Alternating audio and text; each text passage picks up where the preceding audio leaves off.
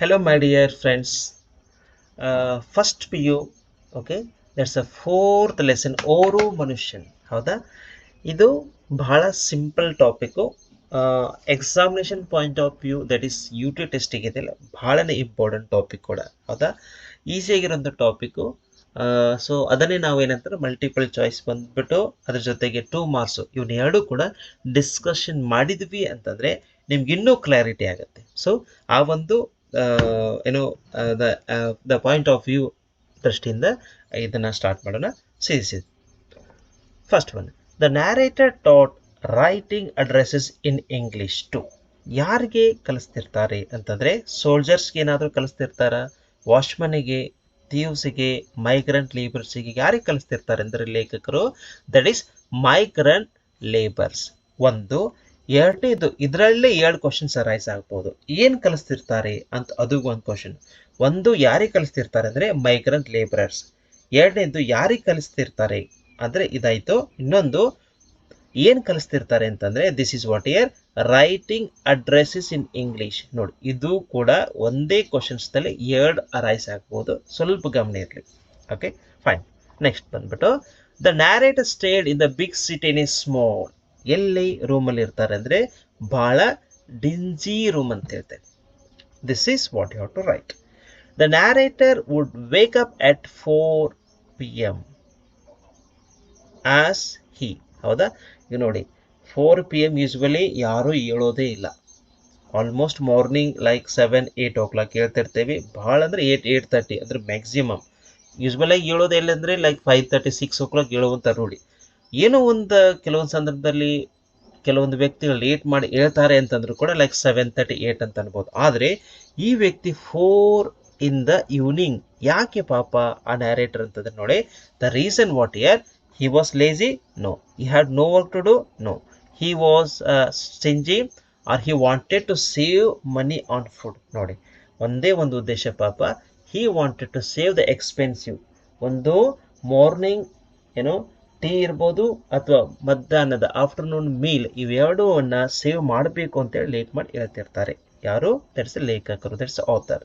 Next one, what was life saving of the narrator which was his coat pocket when he entered the restaurant. ಹೌದಾ, restaurant ಹೋದಾಗ ಅವ್ರ ಕಡೆ amount ಎಷ್ಟಿತ್ತು ಅಂತ ಬರಿಬೇಕಾಗತ್ತೆ. ಎಷ್ಟಿತ್ತು ಅಂತಂದರೆ 14 rupees ಅಂತ ಹೇಳ್ತಿರ್ತಾರೆ. ಒಂದು. ಎರಡನೇದ್ದು, ಬಿಲ್ ಎಷ್ಟು ಬರುತ್ತೆ whenever he had something. ಏನೇನು ತಗೋತಾರೆ ಅಂತಂದರೆ, ಒಂದು ಚಪಾತಿ ತಗೋತಾರೆ, that is chapati he will have it. Then afterwards meat curry ತಗೋತಾರೆ, ಅದ್ರ ಜೊತೆಗೆ ಟೀ ಕೂಡ ತಗೋತಾರೆ. ಸೊ ಇವೆರಡು ಕೂಡ ನೆನಪಿರಲಿ. 1, 2, 3. ಒಂದು ಟೀ ತಗೋತಾರೆ, ಅದಕ್ಕಿಂತ ಮುಂಚೆ ಏನಂತಂದರೆ ಚಪಾತಿ ಮತ್ತು ಮೀಟ್ ಕರಿ, ಇವೆಲ್ಲ ಕೂಡ ನೆನಪಿರಲಿ. ಹೌದಾ, ಏನೇನು ತಗೊಳ್ತಾರೆ ಅಂತ ಬಂದಾಗ ಕೂಡ ನಮಗೆ ಗೊತ್ತಿರಬೇಕು. ಇವೆರಡು ನೋಡಿ, ಒಂದೇ ಇದರಲ್ಲಿ 3 ರೀತಿ ಕ್ವಶನ್ಸ್ಗಳು ಅರೈಸ್ ಮಾಡ್ಕೋಬಹುದು ನಾವು. This is what. Fine. Learning to dash was considered great education there. Learning to write an address, learning to write a letter, okay, learning write an application, write up. Okay, simple ಆಗಿರುವಂಥ topic ಇದು. ಒಂದು ನಿಮ್ಗೆ ನಾನೇನಂದರೆ ಒಂದು questions ಕೊಡ್ತೇನೆ. Let me think whether you are almost up to the mark. ಏನೋ ಸ್ವಲ್ಪ ಓದ್ತಾ ಇದ್ದೀರಿ ಅಂತ ಅನ್ಕೊಂಡಿರ್ತೇನೆ ನಾನು. ಸೊ ಸ್ವಲ್ಪ ಇದೊಂದು ಕ್ವಶನ್ಸ್ ನಾನು ನಿಮಗೆ ಕೊಡ್ತಾ ಇದ್ದೇನೆ. Whether you have to answer it, that's it. ಇದೊಂದು ಕ್ವಶನ್, ಇದು ಗೊತ್ತಲ್ಲ. ಮತ್ತೆ ನೆಕ್ಸ್ಟ್ ಕ್ಲಾಸಲ್ಲಿ ನಾನು ಹಾಕ್ತಿರ್ತೇನೆ ಇದರ ಕಮೆಂಟ್ ಬಾಕ್ಸಲ್ಲಿ ಏನು ಆನ್ಸರ್ ಅಂತ. One day the author got up at 4, finish his daily chores and stepped out. ಎದಕ್ಕೆ ಹೋಗ್ತಾರೆ ಅವರು ಅಂತಂದಾಗ, to teach migrant labours, for a walk, for his tea and meal, to meet his friend. ಎದಕ್ಕೆ ಹೋಗ್ತಾರೆ ಅಂತಂದರೆ very simple, for his tea and meal in the afternoon, in the 4 PM.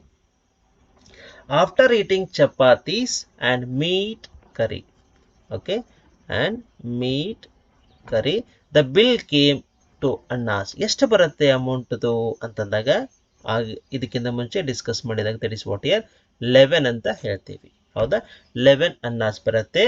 ಅವ್ರ ಕಡೆ ಇದ್ದಿದ್ದು 14. ನೆನಪಿರಲಿ.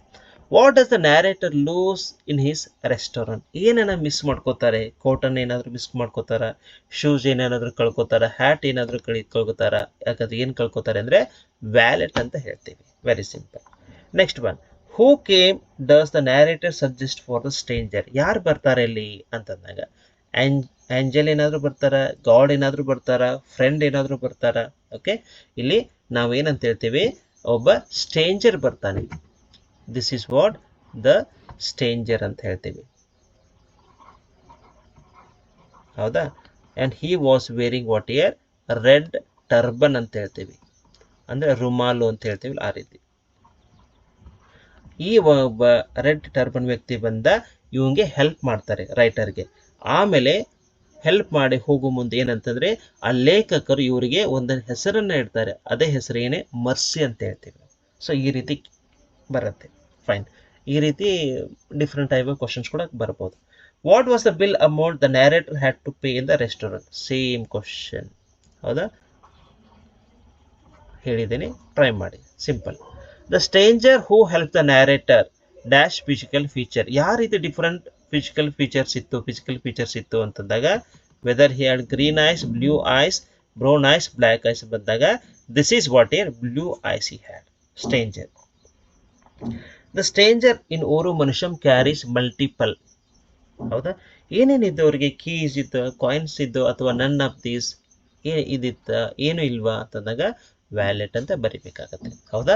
This is what objective purpose ಅಲ್ಲಿ ಬಂದಾಗ ಈ ರೀತಿ ಬರಿಬೇಕಾಗತ್ತೆ. ನೆಕ್ಸ್ಟ್ 2 ಮಾರ್ಕ್ಸ್ ಬಂದಾಗ ಏನ್ ನೋಡಿ, how far was the big city from the narrator's home town ಅಂತಂದಾಗ ದಿಸ್ ಈಸ್ ಆಲ್ಮೋಸ್ಟ್ ಎಷ್ಟು 1500 miles, 1500 miles from away from the narrator's home town ಅಂತ ಬರಿಬೇಕಾಗತ್ತೆ. Where did the narrator stay in a big city? ಎಲ್ಲಿ ಇರ್ತಾ ಇದ್ರು ಅಂತಂದಾಗ the narrator stayed in a small dingy room in the dirty street ಅಂತ ಬರಿಬೇಕಾಗತ್ತೆ. For money people would do anything, even ನೋಡಿ ಏನಾದರೂ ಮಾಡ್ತಾ ಇದ್ರು, even commit a murder also. Next one, what was the narrator doing to earn living? ಬಹಳ important question ಇದು ನೋಡಿ. What was the narrator doing to earn a living? ಏನ್ ಮಾಡ್ತಾ ಇದ್ರು ಅಂದ್ರೆ, the narrator taught to the migrant labourers to addresses in English. Okay, to write addresses in English. ಅವ್ರಿಗೆ ಯಾವ ರೀತಿ ಅಡ್ರೆಸ್ಗಳನ್ನ ಬರಿಬೇಕು ಅಂತೇಳಿ ಹೇಳ್ಕೊಡ್ತಾ ಇದ್ರು ಅಂತಂದಾಗ. What was considered great education there? Learning to write an address in English was considered as a great education there. ಇಲ್ಲಿ line ಕೂಡ ಹಾಕಬಹುದು ಅಂತಂದಾಗ. What reason did the narrator give for sleeping all day, having food in the evening ಅಂತ ಬಂದಾಗ, the narrator slept for all day and had food in the evening.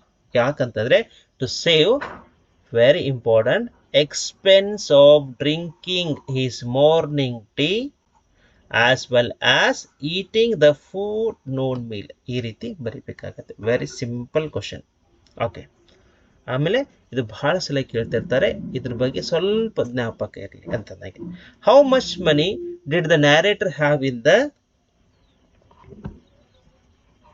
In the pocket as his life saving? ಹೌದಾ? ಎಷ್ಟಿತ್ತಂದ್ರೆ 14 rupees ಇತ್ತು. ಇದೇ 14 rupees ಅನ್ನು ತಗೊಂಡು restaurant ಹೋಗಿರ್ತಾರೆ. ಆಗಿನ ಟೈಮ್ದಲ್ಲಿ ಬಿಲ್ ಬಂದಿದ್ದು ಎಷ್ಟಂತಂದ್ರೆ 11. ಹೌದಾ? ಅವ್ರು ಏನೇನು ತಿನ್ಕೊಂಡಿರ್ತಾರೆ? First one so chapati, second one meat curry, ಸ್ವಲ್ಪ ನೆನಪಲ್ಲಿ, and third one tea. All you must remember this one. Okay, next ಬಂದ್ಬಿಟ್ಟು describe the man who came forward to pay the narrator's bill. ನೋಡಿ ಅವ್ರ ವ್ಯಕ್ತಿ ಹೇಗಿರ್ತಾರೆ ಅಂತಂದಾಗ ಇದು ಸ್ವಲ್ಪ ಗಮನ ಇರಲಿ ಅಂತಂದಾಗ.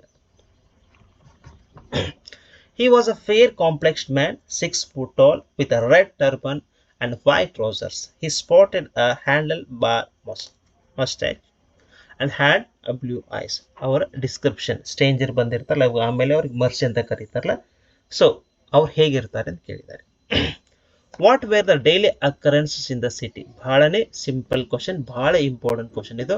ಅಲ್ಲಿ ಏನೇನು ದಿನಾಲು ಅಕರೆನ್ಸಿಸ್ ಅಂತಂದ್ರೆ ನಡೆಯುವುದು ಅಂತಂದಾಗ ಏನೇನು ನಡೀತಿರುತ್ತೆ ಅಂತಂದ್ರೆ, ವಾಟ್ ಇಯರ್ ಮರ್ಡರ್ ಇರುತ್ತೆ, ಆಗ್ತಾ ಇರುತ್ತೆ, ರಾಬರಿ ಆಗ್ತಾ ಇರುತ್ತೆ, ಪಿಕ್ ಪಾಕೆಟಿಂಗ್ ಆಗ್ತಾರೆ. These were they what are daily were the daily occurrences ಅಂತ ಬರೆದ್ಬಿಟ್ರೆ ಆಯ್ತು.